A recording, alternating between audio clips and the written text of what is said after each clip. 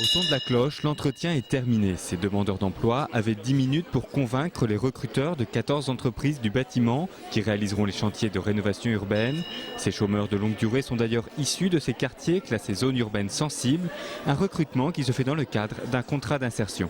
La charte locale d'insertion est une obligation pour les employeurs de travaux publics ou de bâtiments de répondre à cette clause d'insertion. L'objectif étant d'avoir un 5% minimum de ces heures travaillées réservées à un public qui est assez éloigné de l'emploi. Ça peut être des chômeurs de longue durée, des bénéficiaires de minima sociaux. Donc les attributaires de ces appels d'offres doivent recruter un certain nombre de personnes dans ce cadre-là. Un après-midi de recrutement réalisé grâce à un partenariat entre le Grand 3, les structures locales d'insertion ainsi que Pôle emploi. L'organisme chargé du retour à l'emploi se charge de sélectionner les candidatures avant de les transmettre aux entreprises. L'ensemble des partenaires en amont repèrent un certain nombre de demandeurs d'emploi qui habitent dans les quartiers dans lesquels se situe la rénovation urbaine.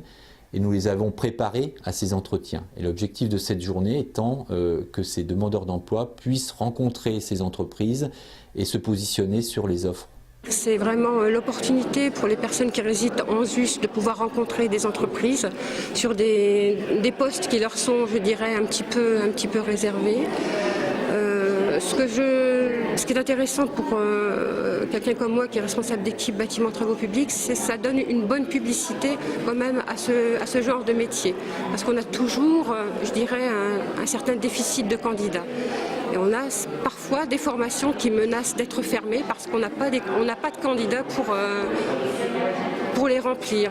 L'objectif est donc de ramener vers l'emploi des personnes issues des quartiers défavorisés à travers des postes qui demandent peu de qualifications, mais aussi qui sont déficitaires en candidature. Comme on a beaucoup de mal à trouver des couvreurs, des aides-couvreurs, on s'est dit pourquoi pas venir à ce genre de speed dating, je vais dire. J'ai pas eu énormément de candidats. Ceci dit, sur les candidats que j'ai vus, je pense qu'il y a de fortes chances qu'il y en ait au moins un qu'on puisse recruter au travers de réunions.